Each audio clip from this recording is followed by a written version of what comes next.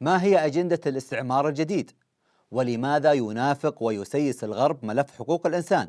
وهل الحرب الأوكرانية فضحت ازدواجية المعايير والقيم الغربية؟ السلام عليكم. أهلا ومرحبا بكم في حلقة جديدة من برنامج جمرة.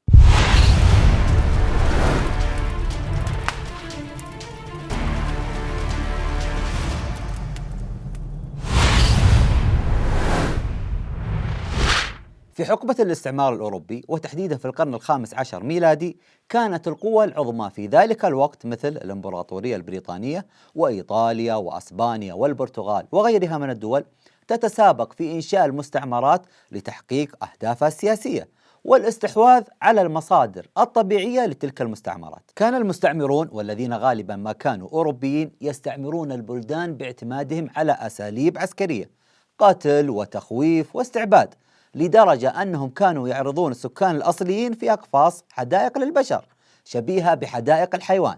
بل أن الاستعمار البلجيكي في الكونغو كانوا يقومون بتقطيع أطراف أطفال الآباء اللي يرفضون العمل لديهم. هذا كان الاستعمار القديم. بعد ذلك تطور هذا الاستعمار ليقوم على أساس الوصاية بأسلوب غير مباشر عن طريق تكبيل الدول النامية بسلسلة من المساعدات والديون المباشرة أو عبر البنك الدولي وصندوق النقد الدولي، واستخدام تلك المساعدات لممارسة الضغوط بأسلوب العصا والجزر، بالإضافة إلى تحكم شركات الدول المستعمرة بمؤسسات تلك الدول سواء الأمنية أو العسكرية أو حتى القضاء والبنية التحتية، والأهم من كل ذلك تحكمهم بقطاع التعليم وغيره من المؤسسات الرئيسية. لم تحقق سلطة المال في الاستعمار الجديد المطلوب منها، فقرروا منذ بداية الألفية الجديدة التعامل بأساليب تحمل معاني جميلة مثل الديمقراطية، الحرية، الوحدة، حقوق الإنسان، أيضا حرية التعبير، من أجل التأثير على الشعوب عن طريق ما يسمى بالفوضى الخلاقة. فتم تفعيل عمل العديد من منظمات حقوق الإنسان مثل منظمة العفو الدولية ومنظمة هيومن رايتس ووتش وغيرها، التي يتضح أنها ليست منظمات محايدة بل منظمات مسيسة بشكل كامل، هدفها الأساس هو تحقيق مصالح وأجندة سياسية محددة. والدليل على ذلك الازدواجية اللي يتعاملون بها مع ملف حقوق الإنسان والكيل بمكيالين في تلك القضايا. على سبيل المثال، أحد بنود حقوق الإنسان هو بند الحق في الحياة، تجريم عمليات إعدام الإرهابيين والمجرمين في الدول الإسلامية، وغض النظر عن بعض الولايات الأمريكية التي لا تزال تنفذ عقوبة الإعدام. مثلا بريطانيا عارضت بشدة عمليات إعدام الإرهابيين في السعودية مؤخرا، بينما وافقت على إعدام داعشيين بريطانيين في الولايات المتحدة عام 2018. من التناقضات أيضا ما يتعلق ببند الحق في تقرير المصير، أي أنه يحق لأي إقليم تحديد مصيره عبر الانفصال عن دولته وتشكيل سلطة مستقلة له. مثلا شاهدنا المجتمع الدولي دعم استقلال جنوب السودان ودعم تيمور الشرقية، ولكنه في الوقت نفسه يرفض استقلال إقليم كتالونيا اللي في إسبانيا، لأن كتالونيا برشلونة تعتبر ذات ثقل اقتصادي واستقلالها يضر بالاقتصاد الأسباني، لذلك غير مسموح لها المطالبة بالاستقلال، بالإضافة لجزيرة كورسيكا في فرنسا ورفض استقلال مقاطعة كيبيك في كندا وأيضا كاليفورنيا في الولايات المتحدة. هذه أمثلة للمظاهرات في الجزيرة الفرنسية وأيضا في إقليم كتالونيا الغائبة عن أعين منظمات حقوق الإنسان. ومن الأمثلة أيضا على تناقضاتهم، قبل فترة طلبت الأمم المتحدة من المملكة والدول النفطية الأخرى في قمة المناخ التي أقيمت مؤخرا أن يتم تقليل الاستثمار في النفط بحجة التغير المناخي، والآن مع ارتفاع الأسعار يطلبون من المملكة أنها تزيد الإنتاج. نأتي الآن للبند التاسع عشر من بنود حقوق الإنسان، ألا وهو الحق في حرية التعبير. أعتقد أن الاحتجاجات التي قام بها سائقي الشاحنات مؤخرا في كندا هي خير مثال على هذا التناقض. اعتقالات بالجملة، دهس امرأة مسنة من ذوي الاحتياجات الخاصة، منصات السوشيال ميديا أوقفت حسابات المتظاهرين والداعمين لهم، وفي المقابل تقوم الحكومة الكندية بانتقاد الحكومات الأخرى.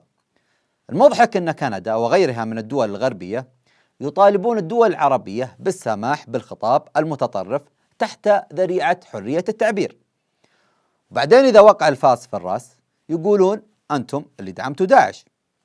بالله خلونا نشوف هذا المقطع. Your government dug into who these 15 people are and why they did it to us, what they did to us on September 11th. But Chris, you just proved my point. You cannot take yes for an answer. I'm saying we called them terrorists before 11 September. You called them dissident. After the 11th of September, the same people became terrorists to you. You switched their category from dissident to terrorist. For us, they are terrorists. بينما في نفس توقيت المظاهرات في كندا لم يصدر عن منظمة العفو الدولية أي إدانة على كندا، بل اتهمت السعودية بأنها لا تسمح بحرية الرأي والتعبير. على طاري منظمة العفو الدولية، قام 8 أعضاء من المنظمة المعنية بحقوق الإنسان بالمطالبة مجددا بتنحي كبار الشخصيات داخل المنظمة بسبب التعامل العنصري تجاه الموظفين ذوي البشرة السوداء، وأيضا تجاه الأقليات وتحديدا الجاليات الآسيوية، وتحقيرهم بكلمات بذيئة علاوة على إعطائهم مرتبات أقل من ذوي البشرة البيضاء. وبما أننا ذكرنا منظمة العفو الدولية، فلا بد الإشارة إلى أن المنظمة المسيسة الأخرى Human Rights Watch رئيسها كين ثروث بارك قصف الحوثي للسعودية في إحدى التغريدات. وأيضا هذه رئيسة المنظمة السابقة في الشرق الأوسط سارة ويتسون اللي هي رئيسة منظمة دون الوهمية حاليا لم تنتقد الحكومة السعودية فقط، بل أنها أساءت للشعب السعودي بأكمله قبل أن تحذف التغريدة، وقالت أن هذا الشعب غير قادر على حماية وطنه. لم يتوقف نفاق المجتمع الدولي الذي يمارسه فيما يتعلق بقضايا حقوق الإنسان عند هذا الحد، فالأزمة الأوكرانية أظهرت ازدواجية معاييره بطريقة فجة. فمن يهاجم بوتين لأنه اخترق سيادة دولة مستقلة هو نفسه الذي أيد غزو العراق وأفغانستان، وهما دولتان مستقلتان، وهو نفسه الذي دفع نحو التدخل العسكري في ليبيا وهي دولة مستقلة. لم يكتفوا عند هذا الحد من كل هذه المتناقضات، أدخلوا السياسة بالرياضة، وهم من كانوا يرفضون أن تدخل الرياضة بالسياسة. أيضا مارسوا التمييز العنصري بأساليب بشعة، والشواهد كانت بالصوت والصورة. مثلا عدم السماح لغير الأوكرانيين بصعود القطارات للهروب من هذه الحرب. السلطات الألمانية سمحت للأوكرانيين فقط بدخول أراضيها، بل أن بعض مراسلي القنوات كانوا يقولون أن أوكرانيا ليست مثل العراق وأفغانستان، هؤلاء مسيحيين بيض أكثر تحضرا. Just to put it bluntly, these are not refugees from Syria. These are refugees from neighboring Ukraine. I mean, that, quite frankly, is part of it. These are Christians. They're white.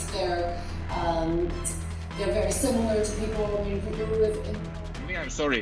It's very emotional for me because I see European people with blue eyes and blonde hair being killed. Children being killed every day with Putin's missiles and his helicopters and his rockets. حتى التحريض على العنف أصبح مباحا، فشركة ميتا فيسبوك سابقا سمحت بالتحريض على العنف ضد روسيا. بالمقابل من يدافع عن بوتين أو روسيا يغلق حسابه. أيضا قوات أزوف النازية التي تؤمن بتفوق العرق الأبيض لها سجل طويل في انتهاكات حقوق الإنسان.